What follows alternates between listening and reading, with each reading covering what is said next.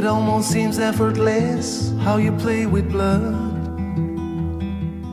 Voilà, à Châteauneuf-du-Fou, sur les bords du canal de Nantes à Brest, en compagnie de Julien Colder. Bonjour. Bonjour. Julien, la route de l'Ardoise, 2e édition. Vous faites partie de l'association qui organise cette manifestation.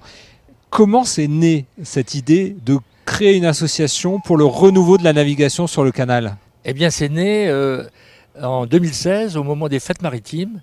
Il y a 2 péniches d'origine hollandaise qu'on appelle des tjalks, qui ont pris le pari de remonter le canal de Nantes à Brest jusqu'à au-delà de Carhaix, jusqu'aux limites des Côtes d'Armor. Et elles sont passées devant chez vous? Et elles sont passées devant chez moi. Et à ce moment-là, je me suis dit, mais qu'est-ce que c'est que cette histoire? Parce que ça faisait 20 ans que vous ne voyiez ça plus. Ça faisait 20 ans qu'on ne voyait plus un bateau.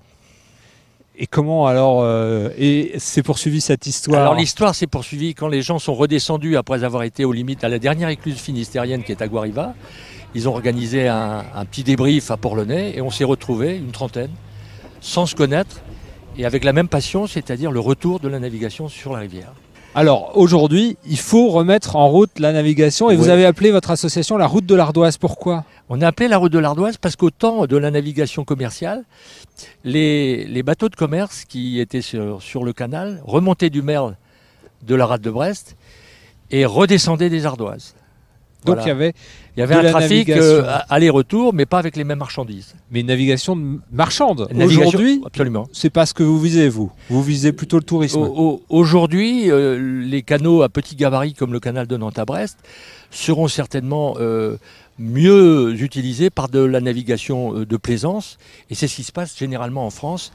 Et il faut savoir que la clientèle qui fréquente ces canaux à petit gabarit est souvent une clientèle étrangère et anglo-saxonne en particulier.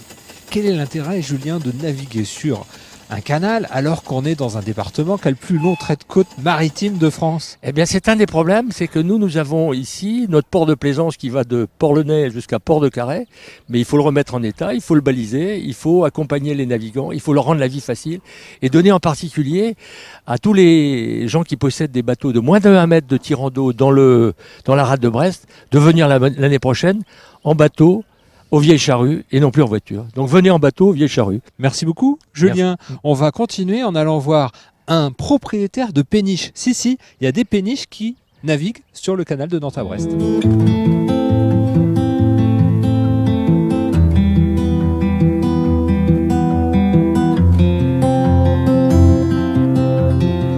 Voilà, de retour ici à Châteauneuf-du-Fou sur les bords du canal de Nantes à Brest en compagnie de Yannick Daniel. Bonjour. Bonjour. Yannick, vous êtes l'heureux propriétaire de la Patricia, cette péniche qui est amarrée derrière nous. Est-ce qu'on peut dire un petit peu quelques mots sur l'histoire de cette embarcation? Oui, bien sûr. La Patricia, la Manon, la Jacqueline et l'Éric sont les 5 dernières péniches bretonnes construites à Nord-sur-Erdre pour faire du transport fluvial en Bretagne. Donc la Patricia de 1966. Et il y a eu Comme vous. Comme moi, oui, absolument. Et voilà. Et donc cette péniche a été la dernière péniche bretonne à travailler au commerce, où elle chargeait de la pierre en périphérie de Rennes. Voilà. Vous avez acquis cette péniche après donc toutes les vies qu'elle a eues, et puis vous l'avez remis en état, 2 ans de travaux. Dans quel but? Alors, ramener l'outil identifiant la péniche bretonne sur le canal, puisque je me suis très vite aperçu qu'il n'y avait pas de navigation, plus de péniche, et que l'objectif était de démontrer la navigabilité et valoriser la voie d'eau, notamment ici. Et donc pour moi, c'était indispensable de ramener une péniche bretonne. Donc en sauvant une péniche, on sauve un canal? En sauvant une péniche, on sauve un canal, oui, et on contribue à remettre au goût du jour, à ne pas oublier.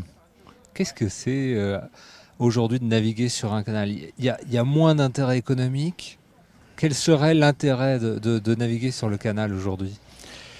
Pour l'instant, le levier par rapport à la navigation fluviale, c'est le tourisme. Néanmoins, on s'aperçoit que pour entretenir la voie d'eau, il faut naviguer.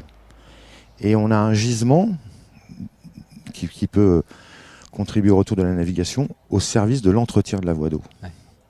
C'est-à-dire que la péniche, si elle navigue, elle peut servir à la maintenance du canal? Absolument. D'accord. Absolument.